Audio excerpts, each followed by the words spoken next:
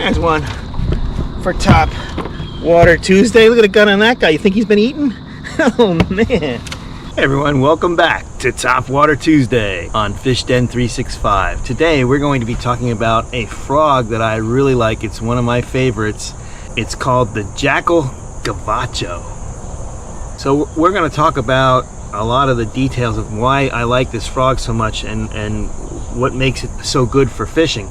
But before we do, I'd like to share with you my equipment setup when I'm throwing frogs like this.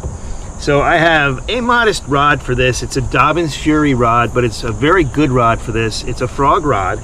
It's an FR7 35C, 7 foot 3 inches. It's made for frogs and pitching, flipping, and for swim baits. But it really lends itself well to frog fishing. The reel that I'm using is a 13 Concept C reel.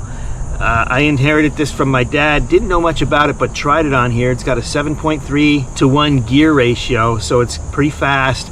The thing I like about it for frog fishing the most, though, is the oversized handle and the big cork handles itself. This allows me to grab a hold of it and not slip off of it so easy when I'm trying to wench these bass in from the thick and heavy cover. Really great reel for this, and I can throw these frogs extremely far when I set this up the right way, which is only have 1 or 2 of the brakes engaged and then have that spool set so that there's just a slight amount of play in there, just a little play, real loose spool. You use your thumb, you cast this thing, and it's amazing how far you can cast these baits with this rod and reel system. I'm also using 50-pound test straight braid when I'm throwing this, and I really enjoy throwing frogs in lily pads and other heavy cover. So I've been studying frogs a long time. I'm a topwater fisherman, so frogs are a part of that, and over the years I've found frogs that I like, frogs that I don't like so much, frogs that are really good, frogs that are not so good. In fact, one of the best frogs I ever found is no longer made today. It was a $5 frog. It cost $4.99. It was made at the time by Savage Gear. It was called a Lily Ninja frog, I believe, or Ninja Lily frog, one of the two.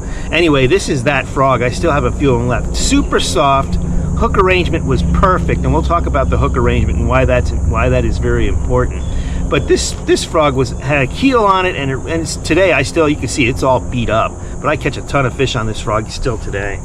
But the Gavacho has some advantages over that frog, and we're going to go over what they are in a few seconds. So what do I like about the Gavacho? One of the things is the arrangement of the tails. It's got a different arrangement. You know, most frogs come with just the legs, set up the same way. Bass see a lot of that profile because everyone's throwing frogs with the rubber legs arranged that way. Well, the Gavacho gives you something a little bit different. It gives you an arrangement of legs where it has a tail and then 2 on either side, which can look like a lot of different things. It could look like a bird, it could imitate a frog. Most of the time I think what we're imitating with these baits is bluegill. I think that's usually what the bass think they're eating when they're eating these things. But it doesn't matter. Bass are generalist feeders.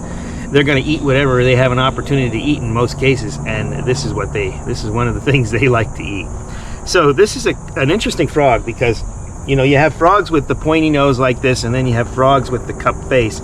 This one has a cup face, but not so much that you can't do what you could do with a pointy nose frog. In other words, with these frogs, you could often walk the dog when you twitch your rod in the right way, and this frog walks the dog as easily as these other frogs, even though it has that cup face.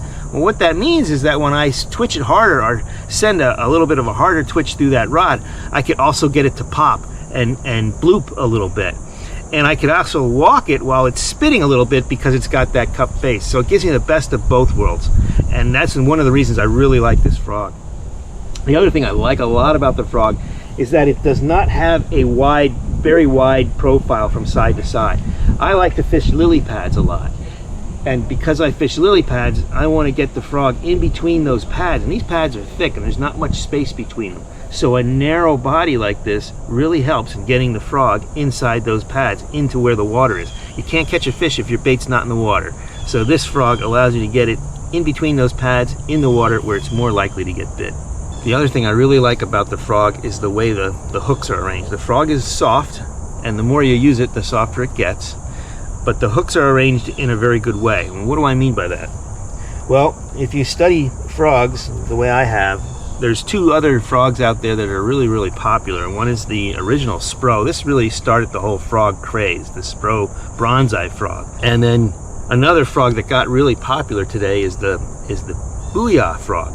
Well, the bronze-eye frog has a really, really good hook arrangement. This is why it's so popular still today. It's a soft frog, and if you look at the two baits here, the Booyah and the bronze-eye, you'll notice a difference in these hooks.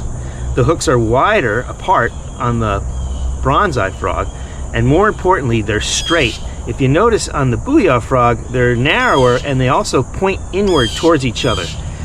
Most frog experts agree that that is not as good, that you're not as likely to get good hookups with that. And I'm not saying this isn't a good frog. I've caught a lot of fish on it. But what I am saying is that if you listen to a lot of experts on frogs, they prefer this hook arrangement over this one.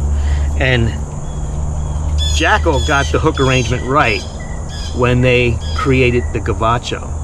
It's the same arrangement that you see on the Spro bronze-eye frog. The other thing about the Gavacho is that it is extremely weedless. So the way the body widens right where the hooks are, doesn't allow much weeds to get hooked on the bait. So you can get this through the pads without hooking the pads, and yet it's very soft and gives you a lot of gap. See that? It gives you plenty of gap to get the hook in the fish's mouth.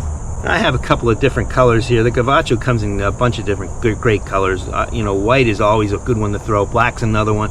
This one's an interesting color. It's got some brown and dark on the back, but contrasting lighter streak on the belly. And then I like this one a lot. This has that bluegill pattern. It's got some white on it, some yellow underneath there, some blue where the gills are, good color rubber on there, and then it's got that pink mouth, just a little bit of pink. And sometimes I think that ticks them off. So I really like this particular color. I got it tied on right now. In fact, it's the color I was using when we were catching the fish for this Topwater Tuesday video.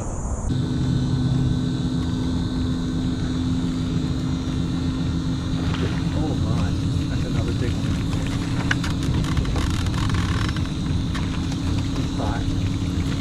Get that one.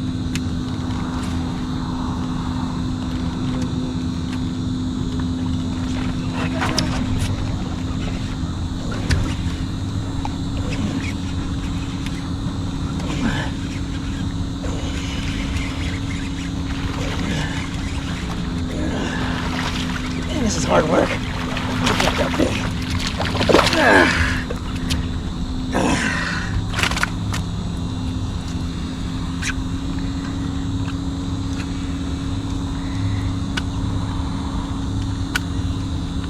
And that was not the one that bit.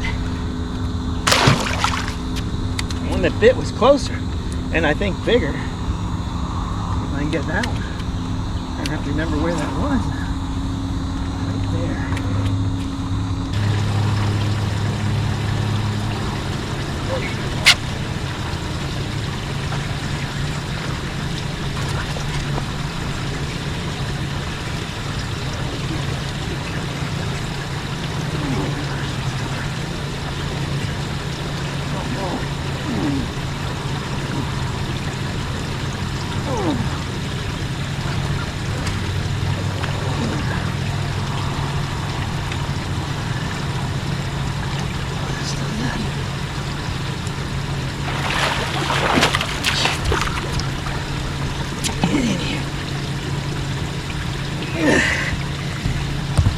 Ooh, that's hard work.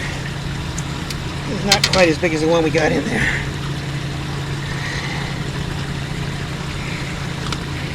But I think we're doing the right thing.